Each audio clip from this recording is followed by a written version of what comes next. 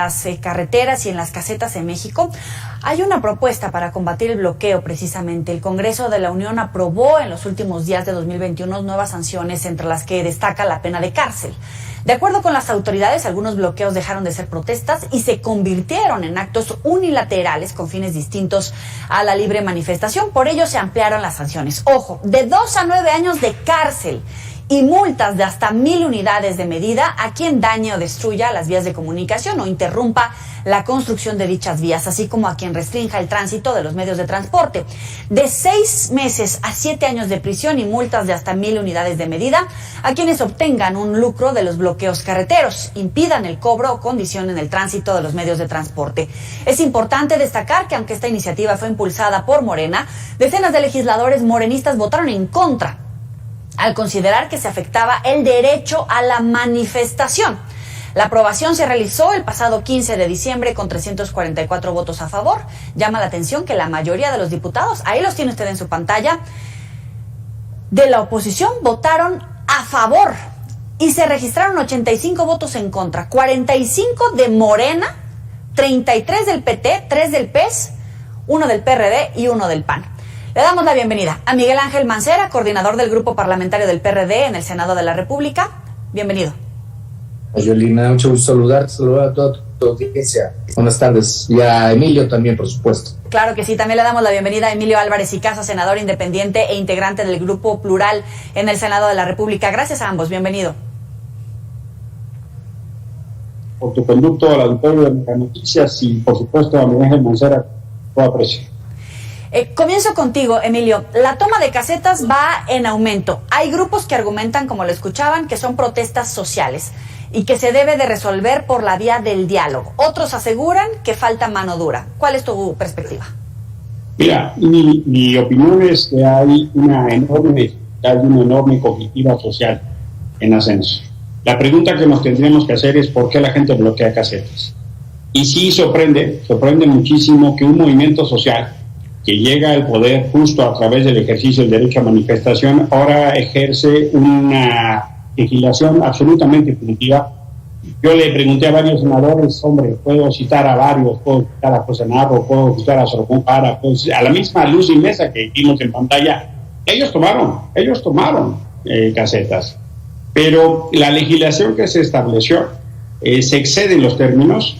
Incluso hay casos ya, por ejemplo, el caso de Kenia Inés Hernández, que está presa por eso, y el juez considera que el único medio de prueba es la presencia de la caseta, de manera que no se va a poder distinguir, Yoli, si es una manifestación o impide el cobro. Lo que estamos viendo en realidad es que se está tomando una medida absolutamente excesiva, y yo puedo entender cuando hay un lucro y eso es indebido, y puedo acordarlo, pero los términos en los que se aprobó esta iniciativa es absolutamente represivo.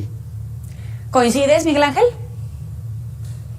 Mira, yo entiendo el planteamiento que hace el maestro Emilio Álvarez y Casa, hemos debatido en muchas ocasiones. Yo lo que te diría es, me parece que hay varios momentos aquí. Es el momento de la aplicación del derecho y de la seguridad pública que corresponde a la Guardia Nacional, en este caso en las carreteras federales, a fin de evitar el bloqueo, es decir, que no se realice el bloqueo. Llegar a la aplicación de la sanción es porque ya hubo detenidos, es porque ya se llegó hacia un proceso penal, que además, dicho sea de paso, con la reforma que se acaba de aprobar, se pasó otra vez a una reducción de pena y quedó en la pena que tenía originalmente, es decir, no la pena aumentada, que la mínima era ya de 2 años, sino otra vez quedó con una mínima de 3 meses. Pero me parece que lo importante es sí atender la problemática social, como bien señala el maestro Emilio Álvarez Casa. Por otro lado, entender que en este tipo penal, y en eso insistimos muchísimo, debe de acreditarse el ánimo de lucro. Una cosa es que haya una protesta, y otra cosa es que ya estén sacando dinero sistemáticamente, como lo hemos visto y lo hemos dicho y lo hemos repetido en el debate en muchas ocasiones. Pero es un choque de visiones en los derechos. Por un lado, Miguel Ángel, de los que se manifiestan. Hablemos, por ejemplo, del caso del grupo de Ayotzinapa. Muchos de esos son verdaderamente manifestaciones contra los que transitan por las vías o que incluso son negocios, ¿no? Empleos que se ponen en riesgo porque el tráiler no llegó, etcétera. Es un choque de derechos entre, de verdad, manifestantes contra estos que incurren en estos abusos, Miguel Ángel. Es un choque, por supuesto, de derechos, es un choque también de los planteamientos políticos que están realizando, y es un choque no solamente de hablar de las casetas, porque esta ley que se aprobó y se reformó también opera para los bloqueos de vías de ferrocarril, de los que hemos visto muchísimos. Entonces, por eso insistíamos nosotros en el tema del ánimo de lucro, uno de los elementos que sería toral para evitar lo que ya mencionaba ahora el maestro Álvarez y Casa, y el otro es, bueno, pues que la policía que puede realizarlo, a veces vemos tomas de casetas que están con 15, 20 personas, lo cual fácilmente podría ser disuadido. No estamos hablando de que lleguen y golpeen, simple y sencillamente disuadir, evitar, como es el planteamiento que debiera de estar, me parece, prevaleciendo en este caso. Emilio, ¿coincides? Porque sí, ahí, como bien dice Miguel Ángel, hay manera de disuadirlo, de evitarlo, pero ya se ha convertido en una toma permanente de varias casetas en todo el país. Fíjate que sí coincido con Miguel Ángel que hay un conflicto de derechos. Sí pienso que la toma de casetas como un modus vivendi es una cosa indebida. Pero pienso, honestamente, yo soy de los usuarios en la carretera que a mí las casetas me molestan.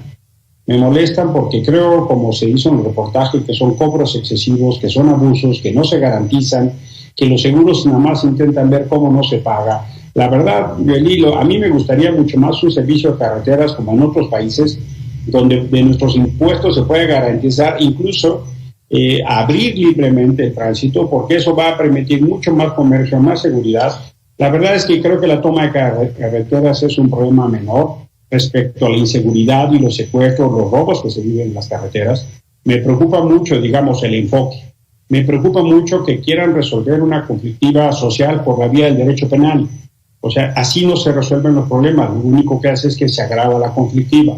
Y más que meter a la Guardia Nacional, lo que a mí me interesaría son equipos de mediación y negociación que nos pregunten, hombre, ¿por qué es que la gente que no tiene agua, por qué es que la gente que está desesperada cuando atropellan y nadie responde, toma una caseta?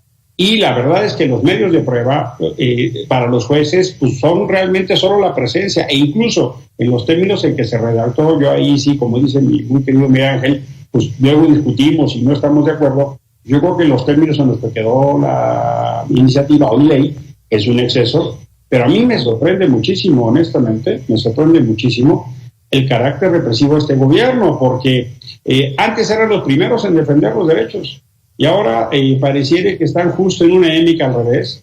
Yo pienso que sí, que por supuesto que hay que garantizar el tráfico. Coincido con Miguel Ángel que a veces conviene más una disuasión y por supuesto evitar todo escenario de represión. Pero esta iniciativa no solo no lo va a resolver, sino que va a trasladar la conflictiva al proceso penal. Antes de llegar al punto que pone sobre la mesa sobre si se debería de abrir el tránsito, levantar este cobro de las casetas, quiero abundar en este punto, Miguel Ángel. Efectivamente hay un carácter represivo del gobierno, sobre todo viniendo de qué gobierno, ¿no? De Morena, o falta mano dura, porque también hay muchas voces que dicen falta el Estado de Derecho, hay una ley, ya se lo tomaron como un negocio. No, es que fíjate que en esta iniciativa pasó algo muy curioso. Es una iniciativa que, para que la gente lo entienda de manera sencilla, planteaba 3 meses de prisión. Viene una iniciativa que se trabajó en el Senado y se aumenta a 2 años la mínima. Y después viene en un regreso y nos la mandan otra vez con los 3 meses. Entonces, la que aprobamos es la de los 3 meses, o sea, quedó con la misma reducción de pena. Y sí había, como bien señala Emilio, que eso nos sorprendió a todos, una prisa por la mayoría, léase el grupo en el poder, en el gobierno, de que se aprobara, de que ya se aprobara y se quedara así tal cual, sin que se hiciera ningún cambio, porque tanto Emilio como servidor y como otras personas queríamos introducir algunos cambios, pero pues ya no se pudo, y la verdad es que había prisa porque quedara así, y hoy incluso llama la atención que no se ha publicado en el Diario Oficial de la Federación. Entonces, bueno, pues ahí quedó la reforma y la reforma está en el aire en este momento. Claro, pero ¿dónde quedan los derechos? Insisto, ¿no? Escuchamos algunas cámaras, sobre todo de comercio, hablando de las pérdidas millonarias por el bloqueo a las casetas o en las carreteras, tráileres detenidos con mucha mercancía que se echa a perder. ¿Dónde quedan los derechos de esos empresarios ciudadanos? Porque también ponen este tema sobre la mesa. Si nos hace falta, si no llegar a esta medida represiva como la califican, sí tratar de evitar de facto el bloqueo de las vías de comunicación. Sí, digamos, no puede ser el bloqueo. Gracias. No puede ser el bloqueo de las vías de comunicación un secuestro, y no puede ser una vía de extorsión y afectar a terceros. Por eso sí son derechos encontrados. Y encuentro en muchos casos legítimo los intereses de los camioneros, de las familias que dicen, oye, me eché 8 horas en la carretera, ¿no? Y lo entiendo, lo respeto y lo apoyo. Lo que no puede ser es que pretendan este gobierno, por la vía del derecho penal, responder una conflictiva social. Lo que no puede ser es, incluso hoy ya con los jueces pasa, yo hablaba del caso de Kenia Ignace Hernández. Kenia es una líder indígena de Guerrero que está presa por este gobierno, justo porque ella abría el paso, no bloqueaba, abría el paso para que la gente pasara, y en su movimiento social, el movimiento indígena en Guerrero y de otros, pedían cooperación. Bueno, ella ya está detenida, está acusada para 35 años de cárcel, y se lo puse como ejemplo de que justo el juez, por ejemplo, en el Estado de México, consideraba que el único medio de prueba era que había un video que ella estaba en la caseta con otras personas. Honestamente, me parece una contradicción, lo digo, y claro que sí necesitamos algo más que el ejército para disuadir. Claro que sí, o sea, ¿por qué la gente toma casetas? Pues esencialmente por el fracaso del gobierno, bien estatal, bien municipal. Hace poquito vimos en Ecatepec, ¿no? No le habían pagado a la gente del servicio de limpia, y entonces eso genera una conflictiva mayor. Entonces, en realidad, la toma de casetas como protesta social es un indicador del fallo del gobierno. Aquellos que lucran, por supuesto, creo y coincido con Miguel Ángel, que se pueden utilizar mecanismos de disuasión. Buenísimo punto. Miguel Ángel. Mira, yo insistiría, sí, el conflicto de derechos, sí, necesaria la intervención del Estado, porque vemos que algunos grupos ya lo hacen sistemático y hasta con horarios, o sea, ni se desvelan ni se desmañanan, tienen por ahí de las 11, de las 12, todos están boteando, a diferencia de lo que acaba de decir el maestro Emilio Álvarez y Casa, que alguien levantaba la pluma y dejaba pasar. Ellos cobran, incluso te dicen de cuánto tiene que ser la tarifa. Y se lo embolsan. Están diciendo, a ver, mínimo. Entonces, a mí me parece que ahí sí ya hay ánimo de lucro, ahí ya es una cosa distinta, y bueno, también puede dar una reacción distinta. La toma, por ejemplo, de vías de comunicación, de las vías que fue de meses y meses en Michoacán, y sin atender, sin que hubiera diálogo y sin que se resolviera, cuando lo que era un pago. Cambian el gobierno y se resuelve en 2 minutos. Entonces, todos esos puntos en donde pareciera ser selectivo, pues es lo que pone en conflicto este tema que hoy traes de manera muy importante a tu espacio informativo. Miguel Ángel, poner también sobre la mesa lo que decía hace unos momentos Emilio, sobre este tema a debate de si se debe de abrir libremente el tránsito más allá de las casetas, porque hay muchos que están concesionados, pero se pasa el tiempo de la concesión y se siguen cobrando. Sí, por supuesto. Mira, revisión de concesiones, revisión de las condiciones mismas de operar la concesión. La carretera que me digas, los mantenimientos no son exactamente los términos del contrato, están esporádicos, los seguros no están haciendo las coberturas correctamente como lo estaba planteando ya tu nota. Digo, si de verdad se pusiera estricto el tema, yo creo que podría haber una mejora. Y de llegar a un sistema ideal como el que planteaba el maestro, que con tus impuestos pues ya estuviera garantizado todo el paso en carreteras perfectamente soportadas y con un mantenimiento idóneo, pues sería fenomenal. ¿Cuánto nos hace falta y qué nos hace falta para concluir y cerrar esta mesa para llegar a ese estado idóneo en las casetas? Yo creo que cambiarnos a Dinamarca sería un poco complicado. No, mira, Y la opción B.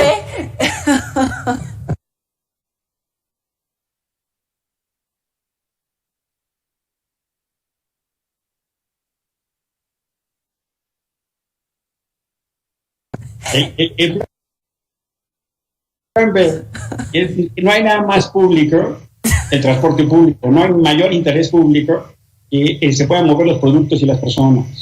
Y sí pienso que hay un error, sí pienso que son excesivas el cobro de las casas. Incluso mismos países, lo que ha pasado es un modelo que regentea, incluso hasta en las ciudades. Ahora esta cosa de las autopistas urbanas, y pues ahí te va la cuota y ahí te va el tag. Y eso va no solo segregando, sino generando solo condiciones para que los que tengan más recursos viajen mejor.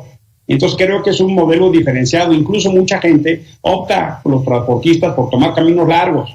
Entonces sí pienso honestamente que tenemos que generar un modelo, incluso puedes pensar de gradualidad, pero mira, hay asuntos de negocios inaceptables. Por ejemplo, está el viaducto Bicentenario, está el circuito exterior mexiquense, ha habido enormes discusiones con concesionarias como HL, hoy Aliática, y que hacen negociazos y que siguen cobrando a la gente y no rinden, y eso a veces tiene una especie de pago de favores políticos. Yo sí esperaría que en este gobierno que nos ha ofrecido luchar contra la corrupción, tomen en serio el tema de las carreteras. Ya vamos a la mitad del sexenio y no veo muy claro, honestamente. Entonces, qué interesante que se ocupen en las casetas, pero ojalá se garanticen de evitar los secuestros y de las concesiones, que es otro tipo de secuestro. Esta iniciativa pasó como aquella que nos dijeron para despresurizar las prisiones y para la amnistía. Que no sé si ya habrá algún caso resuelto, no sé si el maestro ya tenga algún caso documentado, pero nos dijeron, urge, es para mañana y es porque ya no soporta más y porque es indispensable la amnistía. En ningún caso. Y aquí es que ya van 11,000 millones de pérdida 2019-2020 y solo 2020 ya traemos otros 4,000, no se puede más, no se ha publicado en el Diario Oficial de la Federación. Entonces, son de repente impulsos que así los vemos en ese reflejo, pero sí generan este debate público-político. Y la verdad es que debiéramos de ver las mejoras que hoy no se ven. Oigan, gracias a ambos por ofrecerles este panorama al auditorio. Miguel Ángel Mancera, Emilio Álvarez y Casa, gracias por estar con nosotros. Buenas noches. Gracias, Lili, gracias. Hasta luego. Un abrazo. Ya saben que puede recuperar estas y otras entrevistas en los siguientes espacios informativos y en las redes sociales. Vámonos de volada a una pausa, volvemos.